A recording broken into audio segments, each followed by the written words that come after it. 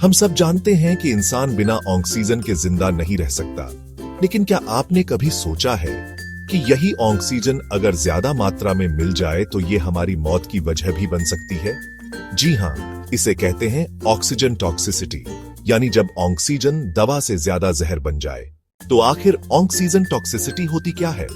साधारण शब्दों में, जब शरीर को लंबे समय तक या बहुत ज्यादा मात्रा में शुद्ध ऑक्सीजन मिलती है तो शरीर के अंदर रिएक्टिव ऑक्सीजन स्पीसीज यानी ROS बनने लगते हैं।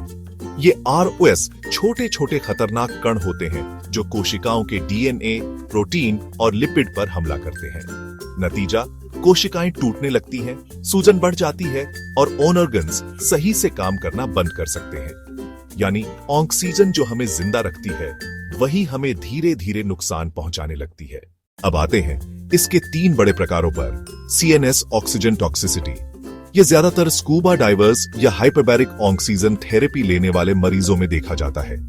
जब ऑक्सीजन का दबाव EPO6 ATA से ऊपर चला जाए तो मस्तिष्क पर असर डालता है।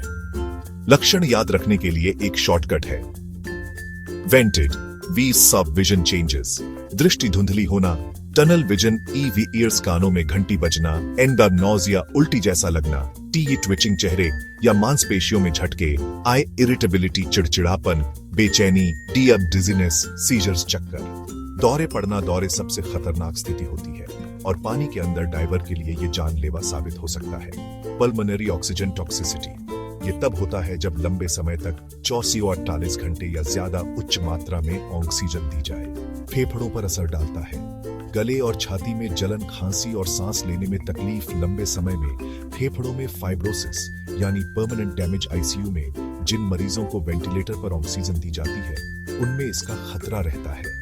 रेटिनोपैथी ऑफ प्रीमेच्योरिटी ROP, ये ज्यादातर समय असमय जन्मे प्रीमेच्योर बच्चों में देखा जाता है। जब उन्हें इंक्यूबेटर में हाई ऑक्सीजन दी जाती है तो रेटिना की ब्लड वेसल्स असामान्य रूप से बढ़ जाती है। इससे रेटिना डिटैच हो सकती है और बच्चा अंधा भी हो सकता है। अब सवाल यह है कि शरीर को नुकसान आखिर होता कैसे है? जब हम सामान्य सांस लेते हैं तो थोड़ी मात्रा में ROS हमेशा बनते हैं। शरीर के पास इनसे बचने के लिए एंटीऑक्सीडेंट डिफेंसेस होते हैं, जैसे सुपर ऑक्साइड डिस्म्यूटेसे, कैटालसे और ग्लूटाथियोन पेरोक्सिडेसे। लेकिन जब ऑक्सीजन बहुत ज्यादा हो जाती है तो ROS प्रोडक्शन इतना बढ़ जाता है कि ये प्राकृतिक डिफेंस सिस्टम फेल हो जाता है। DNA टूटने लगता है, प्रोटीन्स खराब हो जाते हैं, लिपिड मेम्ब्रेन्स डैमेज हो जाते हैं और फिर सेल डेथ, इन्फ्लेमेशन और ऑर्गन फेलियर शुरू हो जाता है। ऑक्सीजन टॉक्सिसिटी कितनी जल्दी होगी ये कई चीजों पर निर्भर करता है। पार्शियल प्रेशर ऑफ ऑक्सीजन जितना ज्यादा उतना तेज असर, एक्सपोजर का ड्यूरेशन जितनी देर उतना ज्यादा खतरा, व्यक्ति की सेंसिटिविटी, CO2 का स्तर, डाइवर्स में बढ़ा हुआ CO2 टॉक्सिसिटी और तेज कर देता है। एग्जिस्टिंग लंग डिजीज जैसे COPD या फाइब्रोसिस वाले मरीज ज्यादा वल्नरेबल होते हैं। अब बात करते हैं बचाव की। हमेशा लोवेस्ट इफेक्टिव ऑक्सीजन कंसंट्रेशन का इस्तेमाल करना चाहिए। ICU या वेंटिलेटर में मरीजों की ऑक्सीजन सैचुरेशन को ध्यान से मॉनिटर करना जरूरी है। स्कूबा डाइवर्स को NOA oxygen exposure limits follow करने चाहिए। प्रीमेच्योर इन्फेंट्स को इंक्यूबेटर में कंट्रोल्ड ऑक्सीजन पर रखना चाहिए। अगर ऑक्सीजन टॉक्सिसिटी डेवलप हो जाए तो सबसे पहला कदम है ऑक्सीजन एक्सपोजर तुरंत कम करना या हटा देना। सीजर्स को मैनेज करने के लिए सपोर्टिव केयर दी जाती है। तो दोस्तों, ऑक्सीजन एक दोधारी तलवार की तरह है।